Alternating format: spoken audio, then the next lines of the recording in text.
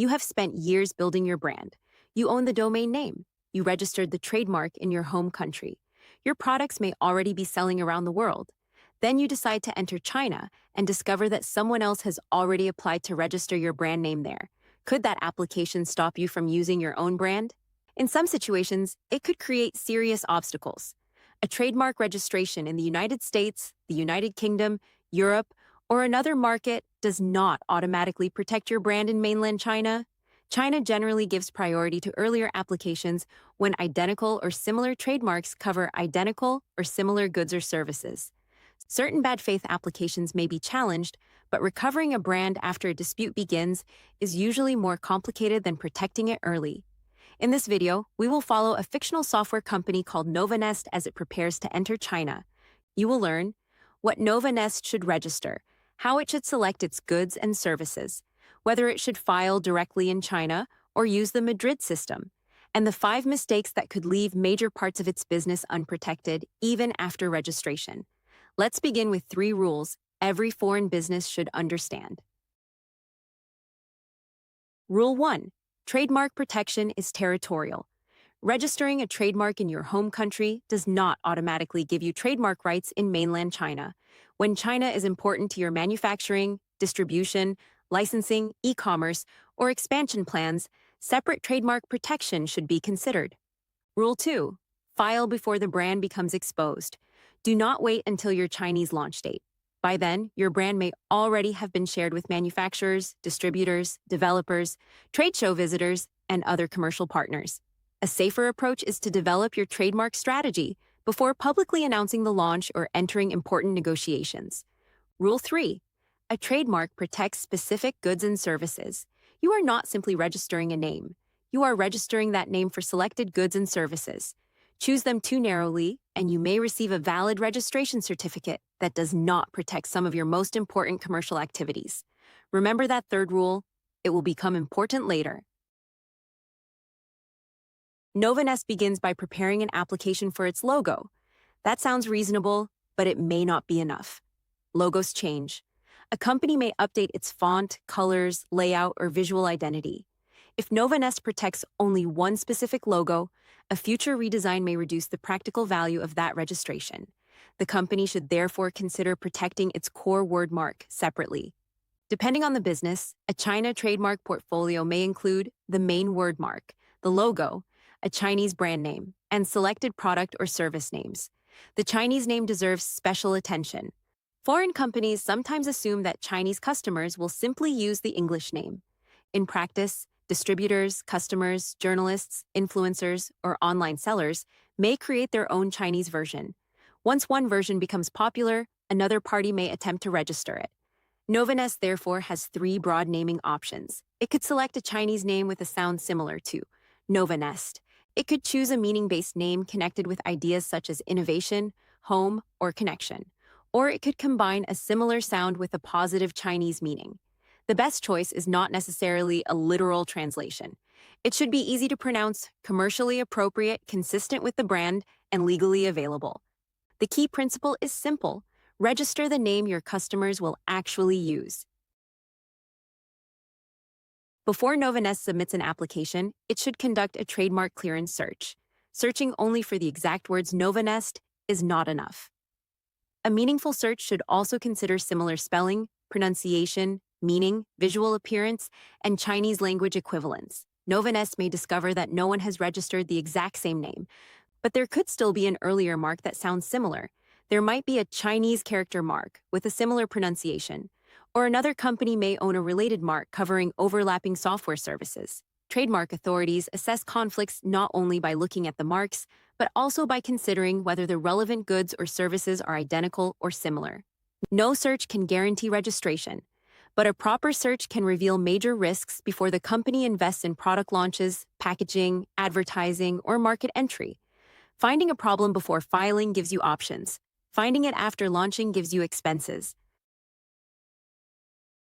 This is where NovaNest could make its most expensive mistake. China uses the international NICE classification, but selecting a class number is only the beginning. China also relies on detailed similarity groups when assessing whether goods and services are considered related. Items within the same broad class are not necessarily treated identically, and items in different groups may receive different treatment during examination. NovaNest initially plans to register its trademark for downloadable software. However, its real business also includes software as a service, cloud storage, online training, and business consulting. Those activities may require different descriptions or additional classes. If NovaNest protects only downloadable software, it may obtain a valid registration but still leave important parts of its business exposed. The same problem affects consumer brands. A fashion company might protect clothing but overlook bags or online retail services. A food company might protect packaged products but overlook restaurant or delivery services. When selecting goods and services, ask 4 questions. What do we sell? How do customers access it? Which related services do we provide? Where is the business reasonably likely to expand?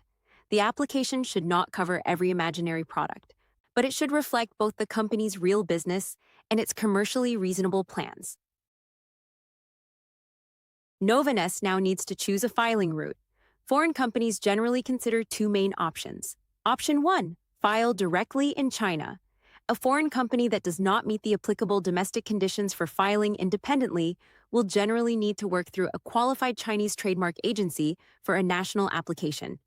CNIPA also requires foreign corporate applicants to provide appropriate registration documents with Chinese translations where necessary. Direct filing may give NovaNest greater flexibility when it needs.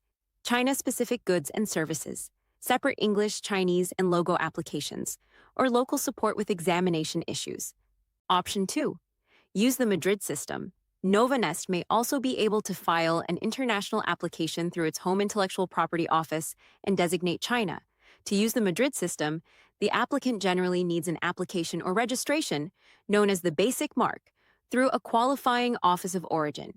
The system allows businesses to seek protection in multiple member markets through a centralized international process. However, designating China does not bypass Chinese examination. China still decides whether the mark can receive protection under its domestic rules. There is no single best route for every company. Direct filing may offer more control over a China-specific strategy. The Madrid system may be more efficient when a company is entering several countries at the same time. The right decision depends on where the company is filing, what it needs to protect, and how much control it wants over the Chinese application.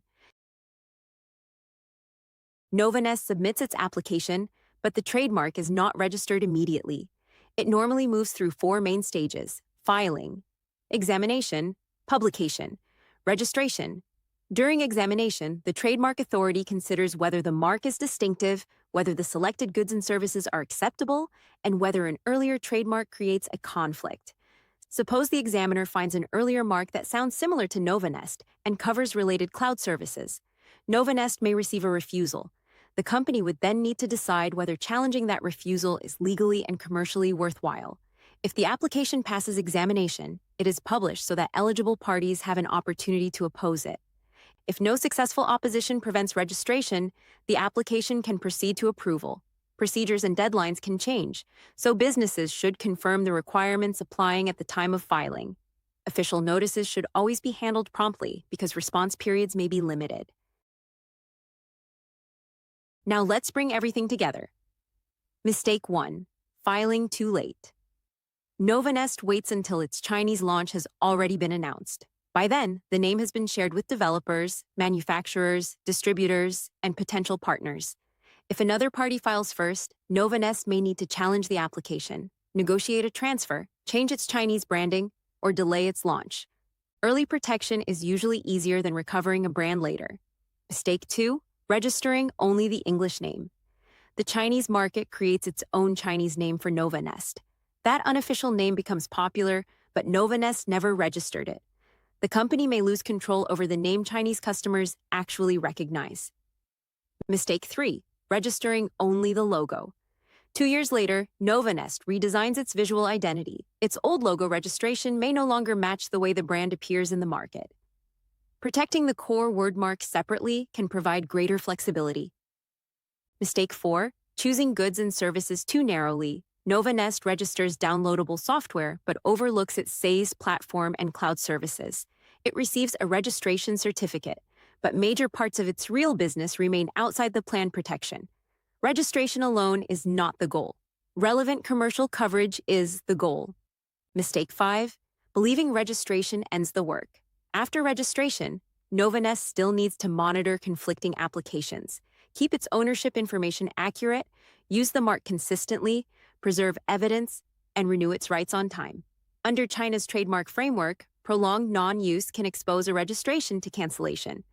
The revised trademark law also continues to emphasize genuine use and addresses trademarks left unused for 3 consecutive years without a legitimate reason. Useful evidence may include contracts, invoices, product materials, advertisements, e-commerce records, and dated website content. Do not wait for a dispute before organizing that evidence. Registering a trademark in China is not simply about completing an application form. It requires a series of strategic decisions. What should you register? Which Chinese name should you choose? Which goods and services matter? Should you file directly or use the Madrid System? And how will you protect the registration after approval? For most foreign businesses, the first step should not be filing immediately. The first step should be checking whether the English name, Chinese name, logo, and core goods and services are still available. If your company plans to enter China, manufacture there, appoint a distributor, license its brand, or sell through Chinese e-commerce platforms, address trademark protection before the brand becomes widely exposed.